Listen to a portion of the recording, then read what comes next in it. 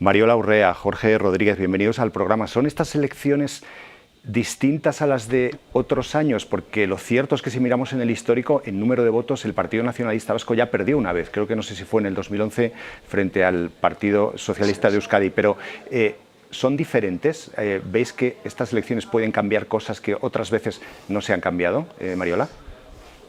Yo creo que en parte sí son diferentes y podemos apelar a varias circunstancias. La primera es la enorme renovación generacional de los candidatos. Y yo creo que esto no es un elemento anecdótico, porque esto también conecta muy bien con algunos debates que son los que marcan la campaña y algunas ausencias de debates que quizás sorprenden tanto desde la dimensión española y que no resultan tan originales en el caso de la mirada desde Euskadi, ¿no? Entonces yo creo que eso, la renovación generacional de los candidatos de los partidos hace estas elecciones diferentes. Y el segundo elemento que a mi juicio, y más mollar, las hace diferentes es la posibilidad de que haya un sorpaso de Bildu tanto en votos como escaños, o quizá en escaños y no votos, ya lo veremos, tenemos que esperar al 21 de abril, porque aunque esta circunstancia no altere la gobernabilidad del País Vasco, sí que es cierto que supondría un cambio de ciclo, sí que es cierto que supondría la consolidación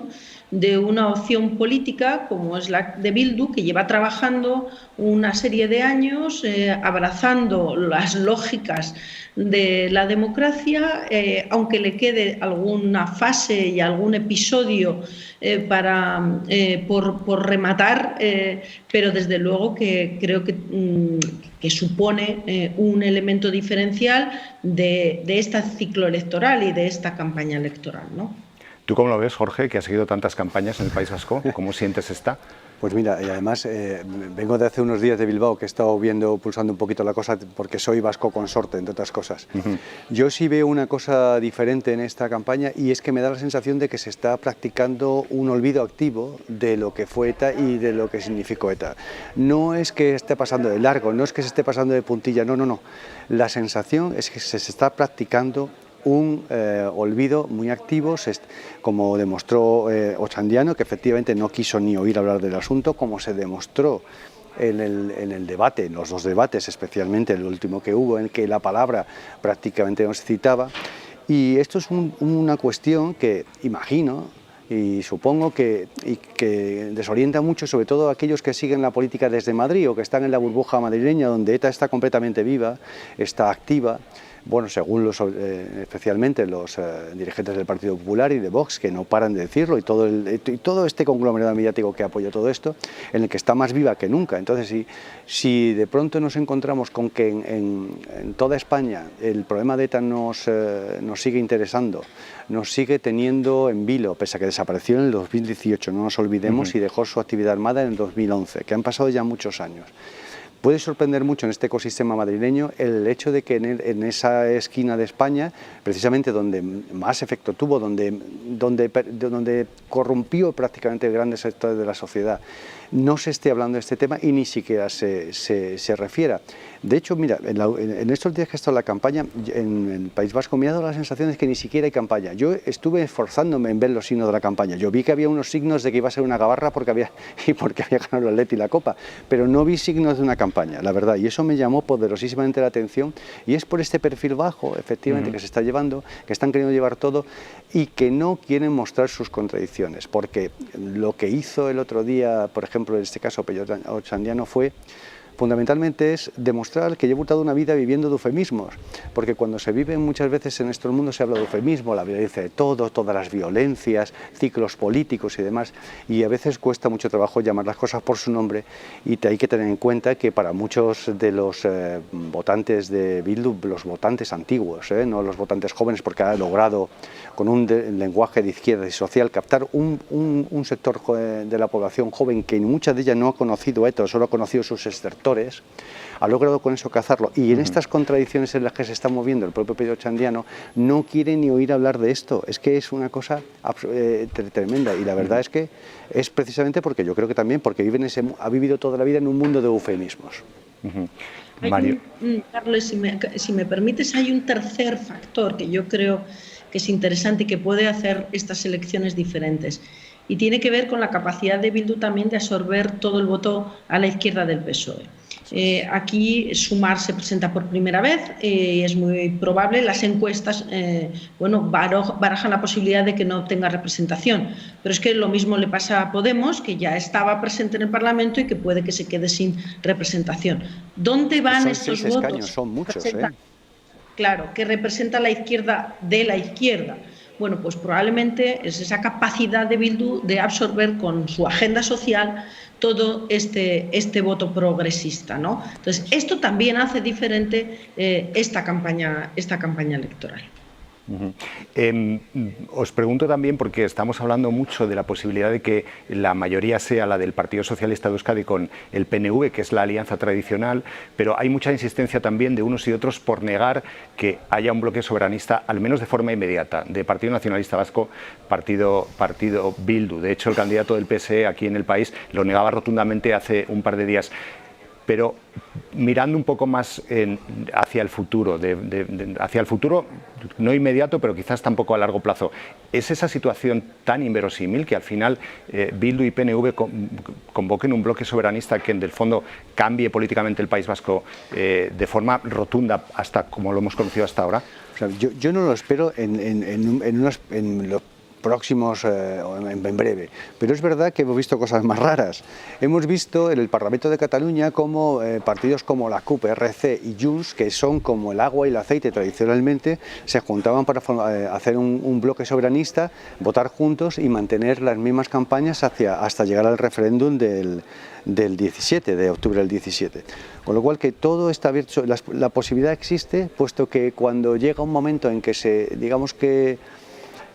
llegan a proyectos que están más basados en la fe, en el sentimiento y demás cosas, puede llegar a esta unión, pero de momento en Madrid pactan con el gobierno continuamente, es decir, PNV y Bildu son apoyos habituales del gobierno para sus resoluciones o para sus leyes en el Parlamento, pero de momento, como ya les estaba diciendo Pradales, efectivamente todavía tienen que pasar el label, que le llaman los vascos, este label democrático, por el cual tienen que salir todavía de esa burbuja Abertzale o radical Abertzale. Cuando salgan de esa burbuja Abertzale, empiecen a llamar las cosas por su nombre, hagan una revisión de su propio pasado y empiecen a llamar las cosas como hay que llamarlas, lo cual no quiere decir...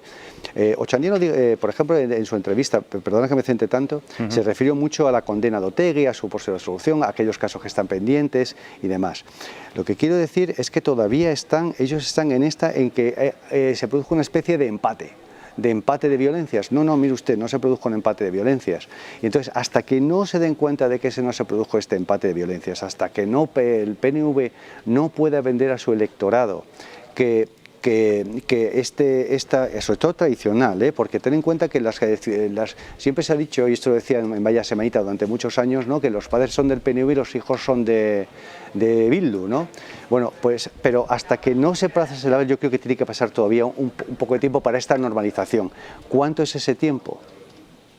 Pues supongo que igual tiene que pasar toda esta generación. Y es cierto lo que decía Mariola, que este cambio generacional que se ha producido en las cabezas de lista de cada uno de los partidos, incluidos y sobre todo la que se ha producido en Bildu, puede llevar a un final en el que las posiciones se acerquen, pero siempre yo creo que todavía existe una brecha entre estos dos nacionalismos en el País Vasco, creo. Es evidente que el 21 de abril va a dar lugar a una representación en el Parlamento del Vasco mayoritariamente soberanista o nacionalista, incluso independentista, podríamos decir. Y eso también hace a estas elecciones parcialmente diferentes, ¿no? Ahora bien, esto va a traducirse en una alianza soberanista, no desde luego en términos de gobernabilidad. A mí me parece que este escenario está claramente descartado. Ahora bien, este mandato de las urnas que salga del 21 de abril tiene muchos retos. Uno, que dependerá de quién gobierne, quién asuma la lehendakaritza y qué agenda impulse. Uno tiene que ver con la revisión, la reforma, la actualización del Estatuto de Gernika, del Estatuto que otorga el autogobierno al País Vasco. Un estatuto que es, en términos temporales, el más longevo del mapa autonómico español, es el que tiene menos procesos de actualización. Ayer en el debate que mantuvieron todos los candidatos, esta cuestión salió y la reclamaban la necesidad de plantear una ponencia sobre reforma del estatuto distintas fuerzas políticas.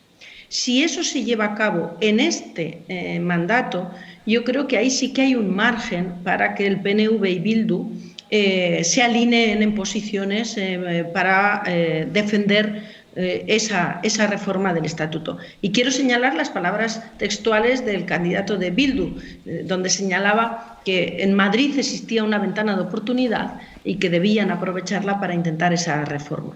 Pero más allá de estas cuestiones puntuales, podríamos decir, creo que el mandato de las urnas del 21 de abril no da como para que por agenda política, por intereses, por ideología, ni Bildu ni PNV planteen una alianza en términos de gobernabilidad. ¿Van a cambiar algo? ¿Va a cambiar algo la política nacional después del domingo? ¿Va a tener algún efecto en las elecciones del País Vasco con la política española, la política nacional? Mariola, empiezo por ti si quieres. Ninguno. Para mí está claro. Está claro porque lo han manifestado los agentes y los actores principales en esta operación, ¿no? Bildu no va a provocar ninguna reacción, con independencia de si el Partido Socialista de Euskadi apoya la gobernabilidad del PNV o no. El PNV no va a modificar su posición de alianzas en Madrid con independencia de cuál sea la situación, que por otra parte parece bastante estable y razonable que el Partido Socialista apoye, lo ha dicho, que baraja ese escenario como posible, ¿no? Creo que en el caso del País Vasco, no así en el de Cataluña, que lo analizaremos en el mes de mayo, es evidente que no hay una transferencia de consecuencias de lo que ocurra el 21 de mayo a lo que ocurra con la política y las alianzas en el ámbito de Madrid. Ahora bien, sí que es verdad una cosa, que en Madrid Bildu tiene más escaños en el Congreso de los Diputados que el PNV. Esto ya lo logró en las anteriores elecciones. 6 en Bildu, 5 PNV. Por tanto, la agenda vasca, quien lidera la agenda vasca en Madrid, ya podríamos decir que es Bildu. Y su apuesta por el apoyo al gobierno de Sánchez es una manifestación clara. Si esa mayoría la fortalece y la afianza en el País Vasco, la consecuencia que yo veo de cara a la política de Madrid es que se fortalece la idea de que Bildu representa un primus inter pares a la hora de defender la agenda vasca en Madrid. Pero más allá de esta cuestión, que podríamos incluso calificarla de anecdótica, no veo ningún traslado de consecuencias de lo que vaya a ocurrir el 21 de abril. De hecho, yo creo que Bildu ya daba desde el principio de la campaña, antes de que empezaran las elecciones, daba por hecho que el PSE, que iba a ser un partido de bisagra, nunca le iba a dar su apoyo. De hecho, si hubiera tenido alguna aspiración, así lo habría mostrado en las últimas fechas, o habría tenido alguna consecuencia el que el candidato Andueza, durante todas sus manifestaciones, está negando por activa y por pasiva, con descreimiento de la derecha, claro está, que va a pactar con Bildu. No va a pasar. De hecho, yo creo que va a quedar todo igual, y sobre todo va a quedar todo igual porque es unas elecciones que nos mantienen en la expectativa, porque ahora llegamos a un encabalgamiento de elecciones que esas sí pueden acabar, por supuesto, como decía Mariola, las catalanas, esas van a tener una repercusión innegable, porque digamos que ahí sí los partidos soberanistas son agua y aceite, es decir, y depende de los apoyos, pueden reinclinar la balanza hacia el centro, pero no en el País Vasco. Y sobre todo, las consecuencias no son ahora mismo solamente en el País Vasco, sino que tenemos que esperar luego a las catalanas y luego tenemos que esperar a las europeas.